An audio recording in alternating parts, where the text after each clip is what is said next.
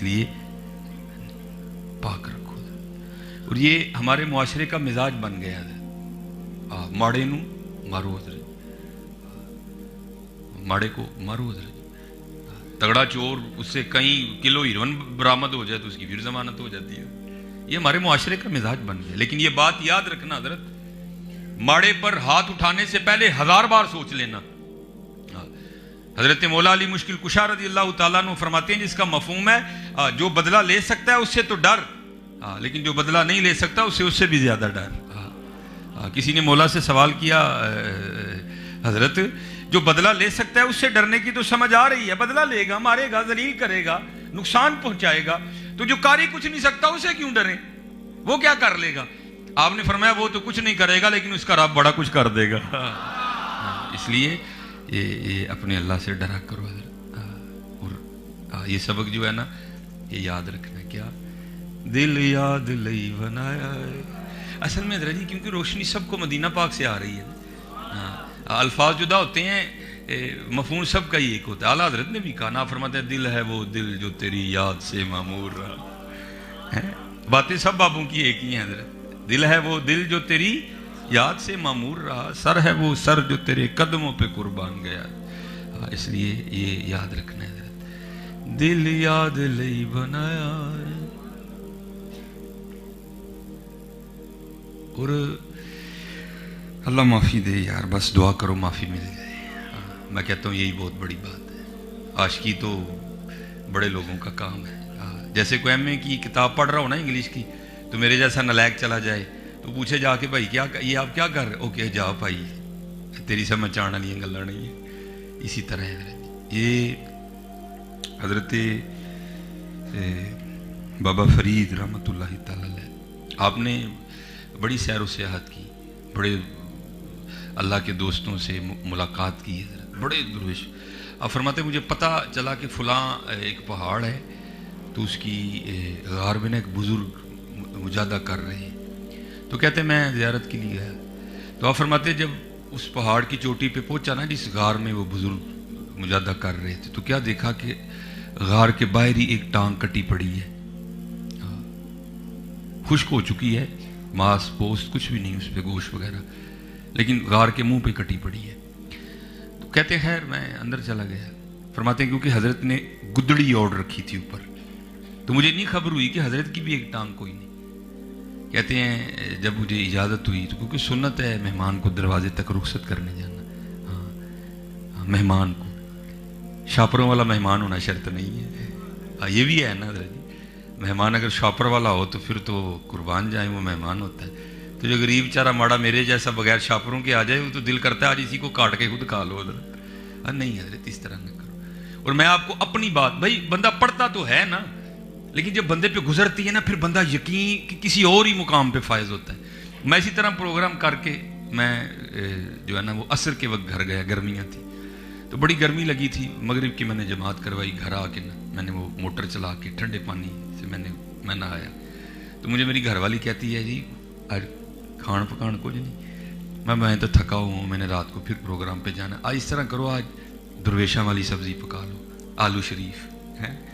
उस बेचारी ने रख ली। तो वो मैं लेटा ही था तो दरवाजे पे दस्तक हो गई, तो मैंने उठ के दरवाज़ा खोला तो मेरे मामू, साथ मेरी मुमानी और आगे उनके 3 बच्चे। तो अब तो फिर आलू शरीफ तर्क करने पड़ गए। मैं बाजार गया, जाके कुछ लेके आया, पकाया, मेहमान खा के चले गए। तो जब हम खाने लगे ना तो मैं रो पड़ा।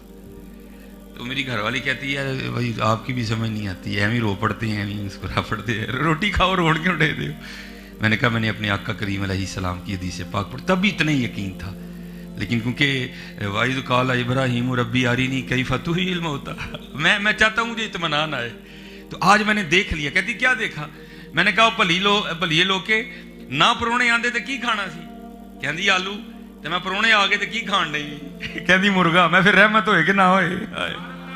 भाई आपका कोई नहीं खाता, वो अपना लेके आते हैं अंदर, वो लेके आते हैं अंदर। और आज तो हमारा मिजाज बन गया है भाई लोग, मैं आपको बिल्कुल सच कह रहा हूँ, ये इसमें कोई झूठ नहीं।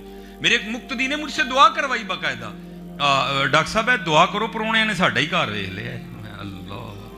اور لکھا ہے کہ مولا علی مشکل کشا رضی اللہ تعالیٰ عنہ اپنے در اقدس پر بیٹھے رو رہے تھے. ایک شخص پاس سے گزرا, اس نے عرض کی حضور کیوں رو رہے ہیں؟ آپ نے فرمایا علی کو لگتا ہے کہ اللہ علی سے خفا ہو گیا ہے. عرض کرتے ہیں حضور اللہ زمانے سے تو خفا ہو سکتا ہے, علی سے خفا نہیں ہو سکتا. آپ نے فرمایا نہیں مجھے لگ رہا ہے کہ خفا ہو گیا. عرض کرتا ہے حضور دلیل بھی تو دینا. آپ نے فرمایا 40 دن گزر گئے, علی کے دسترخوان پہ کوئی مہمان نہیں آیا, اس سے بڑی اور دلیل کیا ہے؟ حضرت یہ جو ہم نے کلیاں کھانے کا پروگرام بنا لیا نا حضرت, اس کو ترک کرو.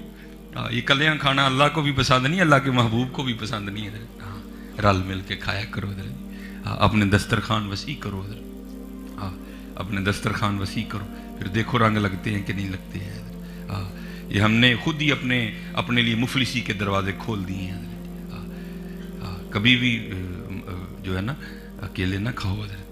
دیکھو محلے میں کون غریب ہے, محلے میں کون. یہ اب آپ نے سیالکوٹ پتہ نہیں, میں یونیورسٹی ہے سیالکوٹ میں UMT, تو میں اس میں لیکچر دے کے نکلا, تو تھوڑا آگے آ کے نا وہ سبزی وہ پھلوں کی ریڑیاں لگی تھیں. اور آپ کو پتہ ہے حضرت یہ جو سردی ہے نا, یہ سیبوں کا سیزن ہے. گرمیوں میں جو سیب ہوتے ہیں وہ بھی میرے جیسے ہی ہوتے ہیں, لیکن جو سردیوں میں ہوتے ہیں وہ ذرا ٹھیک ٹھاک ہوتے ہیں. وہ میں دیکھ کے نکلا, میں اپنی کسی دنیا میں گم تھا, تو میرے آگے نا ایک پس چھوٹے سے قد کی ایک عورت, ایک بچہ ادھر ایک بچہ ادھر, تو وہ بھی اپنی گفتگو میں تھے, میں بھی اپنی گفتگو میں. اس سے پہلے کیا گفتگو ہوئی مجھے نہیں پتا کوئی. بہرحال جب میں ان کے قریب پہنچانا اور جو میرے کانوں میں آواز, صلاۃ والسلام علیک یا سیدی یا نبی اللہ وعلی آلک واصحابک یا سیدی یا نور اللہ. اور درود پاک محبت سے پڑھا کرو ذرا. آپ تو ایسے ڈر ڈر کے پڑھتے ہو جیسے پتہ نہیں کیا ہے. اور میں تو احباب سے کہا کرتا ہوں بھائی اللہ کا شکر ادا کرو, تم سے تو اس نے کوئی امتحان ہی نہیں مانگا. تمہیں تو وہ کہہ رہا قالینوں پہ بیٹھ کے پڑھو, قربان جاؤں حضرت بلال پہ جو کوئلوں پہ لیٹ کے بھی پڑھا کرتے تھے. تم سے تو امتحان ہی نہیں مانگا اس نے کوئی بھی. اس لیے درود پاک میں نہیں ڈھیل ہونی چاہیے. اور اللہ کا شکر ہے ہمارا تو عقیدہ ہے تو زندہ ہے واللہ, تو زندہ ہے واللہ, میرے چشم عالم سے چھپ جانے والے حضرت. اور چلو آپ کے لاہور کے ایک واقعہ, باتیں کتابوں کی بھی بڑی ہیں, چلو کچھ اور بھی کر لیتے ہیں. یہ بتی چونک سے تھوڑا آگے آؤ نا, تو وہاں ایک مزار ہے, بابا چھتڑی والی سرکار ہے نا. تو ہمارے سیالکوٹ میں ایک بزرگ تھے, سائیں عبد الرشید ان کا نام تھا. بس ان کی ایک اپنی وکری دنیا تھی. تو ہم جمعرات کو لاہور سے سیالکوٹ آیا کرتے تھے جب چھٹی ہوتی تھی. تو ایک دن انہوں نے نا بندہ بھیج کے مجھے بلایا, تو بلا کر مجھے کہتے ہیں مولوی جی ایک کام کہیے تو کر دے ہو گے. میں نے کہا جناب حکم فرمائیں. تو مجھے 1000 روپیہ دے کر کہنے لگے یہ اس کا نا کوئی گرم سا کمبل خریدنا ہے, سردی کافی ہو گئی ہے. اور کمبل خریدنے کے بعد نا بابا چھتڑی والی سرکار جانا ہے, وہاں ایک مرزو بزرگ ہوں گے, یہ کمبل تم نے ان کو دینا ہے. میں بازار گیا حضرت, وہ انہوں نے 1000 دیا تھا نا, میں نے تھوڑی محنت کی اور میں نے 800 کا خرید لیا. 200 روپیہ بچ گیا. اس کو 3 پانیوں سے پاک کیا, خشک کیا اس کو, اور بس موقع کے انتظار میں تھے کہ موقع ملے تو ہم جائیں. ہم جب مزار پہ آئے نا بابا چھتڑی والی سرکار, تو کچھ اللہ کی ایسی کرنی تھی کہ وہاں اس وقت تھا ہی کوئی نہیں.